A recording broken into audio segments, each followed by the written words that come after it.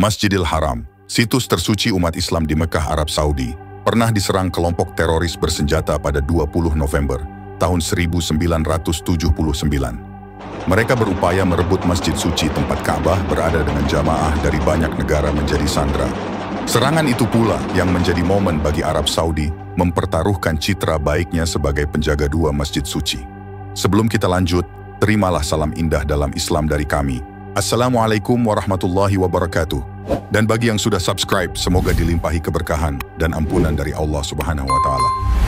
Kelompok teroris tersebut dipimpin oleh seorang pengkhotbah berusia 40 tahun, bernama Juhaiman al-Otaibi. Meskipun berpendidikan rendah, ditambah dengan kurangnya kemahiran dalam bahasa Arab klasik, Otaibi memiliki efek karismatik pada para pengikutnya. Dia setia pada misinya, dan dia menyerahkan seluruh hidupnya kepada Allah siang dan malam. Juhaiman al-Otaibi mendirikan sebuah asosiasi bernama Al-Jama'ah Al-Salafiyah Al-Muhtasibah yang mengutuk meningkatnya westernisasi Arab Saudi. Juhaiman berasal dari Sajir, sebuah pemukiman suku Badui di pusat Saudi. Dia mengakui kepada pengikutnya bahwa masa lalunya jauh dari sempurna.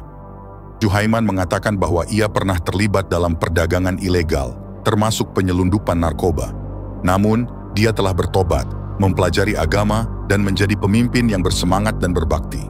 Banyak anggotanya, terutama mereka yang berusia muda, jatuh di bawah mantranya.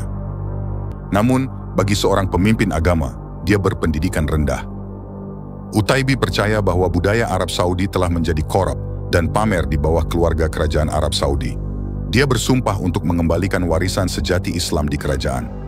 Dia menyatakan seorang pengkhotbah Islam yang berbicara lembut, Abdullah Al-Qahtan, sebagai Imam Mahdi. Dalam keyakinan umat Islam, seorang Imam Mahdi adalah orang yang muncul sebelum hari kiamat, yang dipilih Allah untuk menghancurkan semua kezaliman dan menegakkan keadilan di muka bumi sebelum datangnya hari kiamat. Otaibi menjalani pelatihan militer selama bertugas di Garda Nasional Arab Saudi. Rencananya adalah untuk mengepung situs paling suci umat Islam, dan pengalaman militernya terbukti bermanfaat. Tanggal 20 November 1979 dipilih untuk melaksanakan rencananya karena menandai hari pertama tahun 1400 menurut kalender Islam. Sesuai tradisi Muslim, seseorang yang disebut sebagai Mujaddid muncul pada pergantian setiap abad untuk menghidupkan kembali Islam dan mengembalikannya ke kejayaannya yang murni. Pada hari Naas 20 November 1979, sekitar 50.000 Muslim dari seluruh dunia telah berkumpul di halaman dekat Ka'bah untuk salat subuh. Salat diimami oleh Syekh Muhammad Al-Subail, Imam Masjidil Haram saat itu. Juhaiman al-Otaibi dan 200 pengikutnya termasuk di antara jamaah salat. Saat salat berakhir, para teroris itu dengan cepat mengambil alih mikrofon dan mendorong Al-Subail ke samping. Mereka telah menempatkan peti mati tertutup di tengah halaman, suatu tradisi mencari berkah untuk orang yang baru meninggal.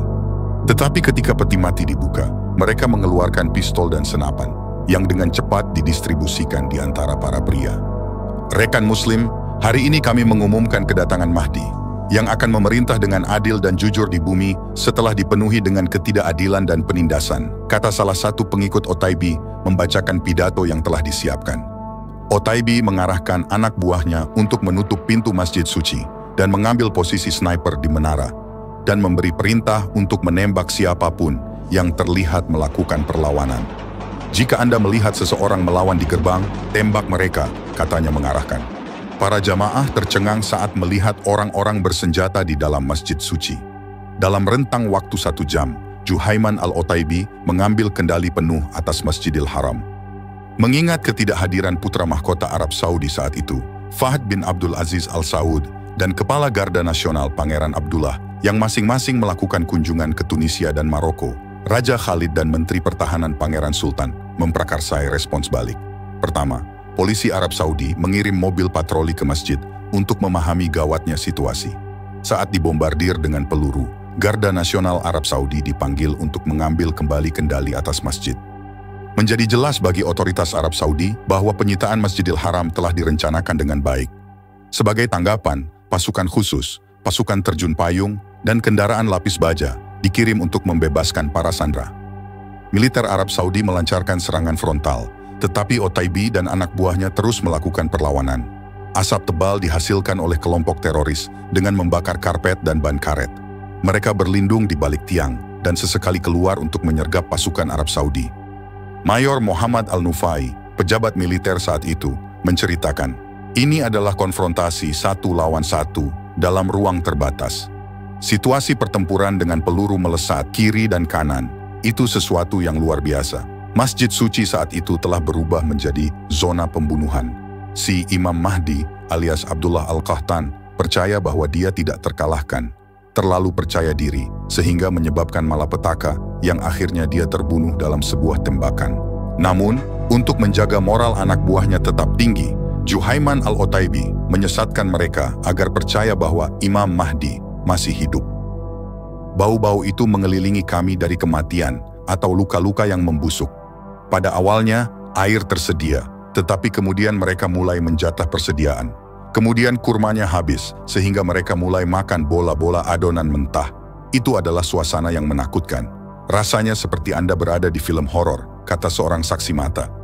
Akhirnya pada hari ke-6 pasukan Arab Saudi menguasai halaman Masjidil Haram.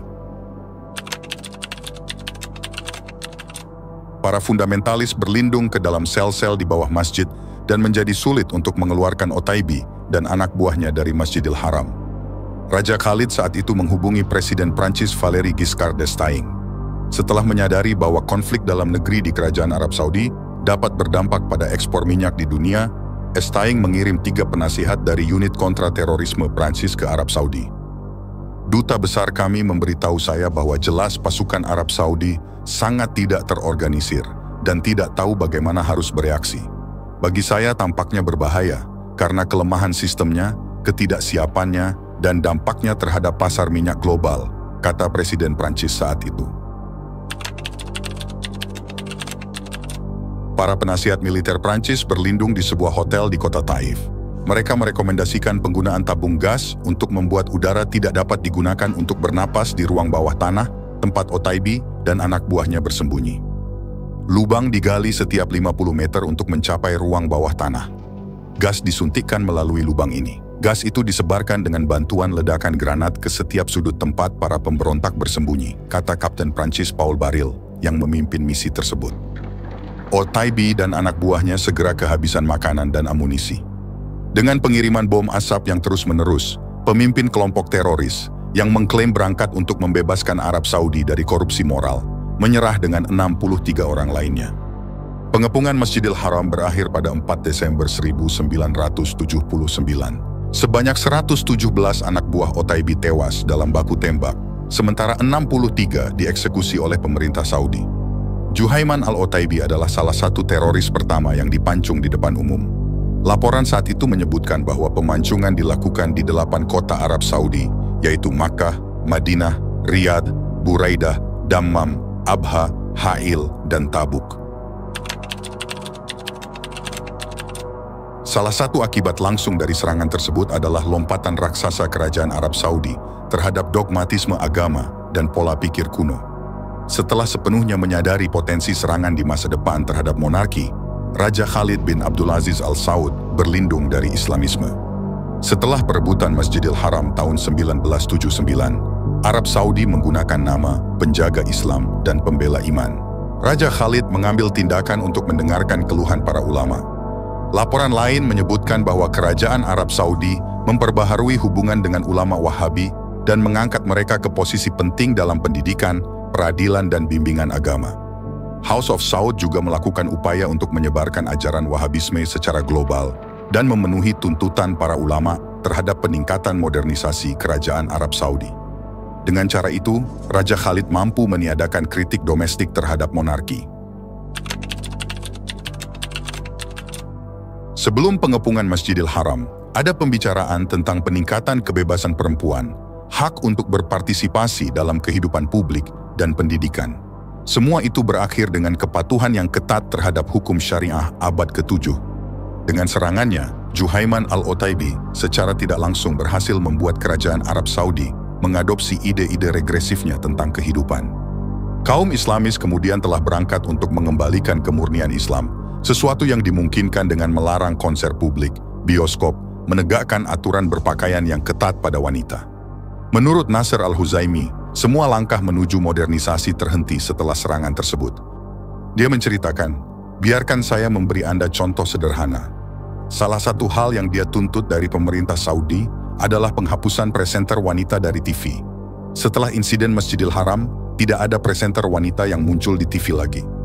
Upaya perebutan Masjidil Haram juga mengilhami orang-orang seperti pentolan teroris Al-Qaeda yang terbunuh, Osama bin Laden, yang kemudian mengeksekusi serangan 9/11 pada tahun 2001 di Amerika Serikat.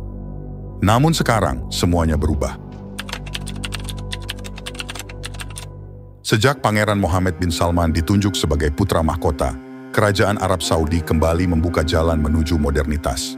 Sebagai penguasa de facto, dia memerintahkan penghapusan wewenang polisi agama, membuka bioskop, menggelar konser, dan aneka hiburan lain. Selain itu, dia mencabut larangan perempuan mengemudi dan memberikan banyak kebebasan bagi kaum perempuan. Langkah-langkah kecil menuju modernitas itu lagi-lagi menarik kemarahan kaum Islamis. Organisasi Islam, Raza Academy, menjalankan kampanye media sosial, mendesak putra mahkota Mohammed bin Salman untuk mencabut keputusan pembukaan gedung bioskop di kota Madinah. Tidak seperti pendahulunya, putra mahkota Mohammed bin Salman dengan cepat menyadari kebutuhan negara untuk mengurangi ketergantungan pada minyak dan mendiversifikasikannya ke sektor lain, seperti kesehatan, pendidikan, rekreasi, dan pariwisata. Dalam sebuah wawancara dengan CBS News, dia berkata, "Sebelum kejadian 1979, kami menjalani kehidupan normal seperti negara-negara Teluk lainnya. Wanita mengendarai mobil, dan ada bioskop di Arab Saudi." Terima kasih sudah menonton video ini. Semoga dapat bermanfaat untuk kita semua. Jika ada yang baik, itu datang dari Allah. Dan jika ada yang buruk, itu datang dari diri saya pribadi. Semoga Allah membimbing kita semua ke jalan yang benar. Wassalamualaikum warahmatullahi wabarakatuh. Sampai jumpa di video berikutnya. Jangan lupa subscribe.